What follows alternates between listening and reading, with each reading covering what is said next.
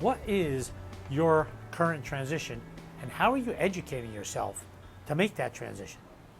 I would say consider your network and how your network can be a self-directed education program where you get to set the curriculum, choose the educators, and the location on how you're going to get educated about it.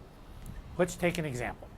Right now, think about what transition are you on? We're all in some transition. Is it a promotion that you're working for? Is it a career transition? Are you retiring? What is it? Do you just want professional development? What is the transition that you're making? Identify it. I'm going to go through one from a director to VP and see how this relates to yours. So suppose I want to be promoted from director to VP. Let's start with the first of the three areas, curriculum. How do I build a curriculum? What is the curriculum that you need to build?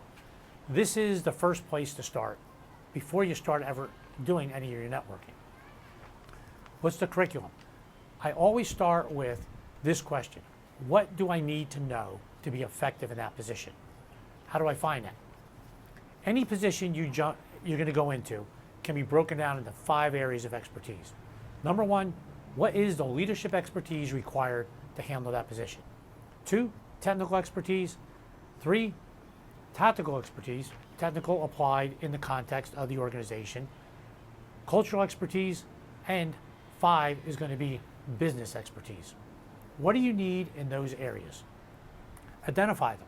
And no kidding, write them out. Here's the expertise that I need in these areas.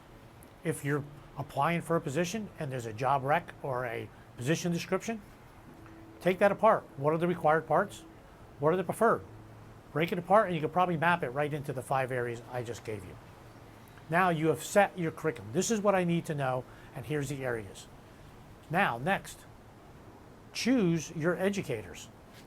Who can best educate you in that area? And usually, particularly if it's a promotion, you're going to look up 1 to 2 levels. Specifically identify the individuals or the positions who can help educate you in that area. Write it down. Now, are you going to have access to all those folks? Most likely not. Can you get access to them? Maybe. Where do you start? Start with those that are close to you, your current network, where there's warm connections. Reach out to them and get started. Now you know the areas that you've identified the areas you want to learn. Now figure out who's going to help you there from your local network, from those that you know already. Next level of priority, as you're starting to network, wake up your dormant network.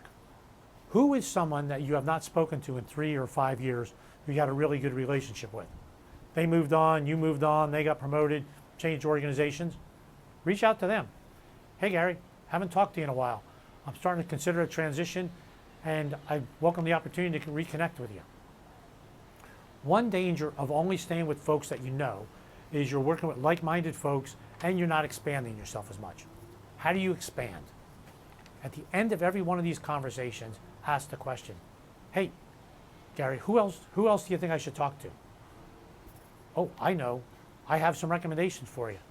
Can you make an introduction for me? Sure. Now you have a warm introduction to someone who can help grow you. You're expanding your network, you're growing. Think it gets dangerous when you just stay with like-minded folks. The goal here is to educate yourself. You've identified the curriculum, what you need to know in specific areas. Now you're talking to people in positions where who have the information that you need. Next, location. You can pretty much choose oftentimes the location. Are you going to do all this virtually? Are you going to do it over coffee meetings? Do it over lunch? Are you going to go visit people in their spaces so that way you can get the context? When you put all these 3 together, you've identified the curriculum, what you need to know, who's going to educate you, and where.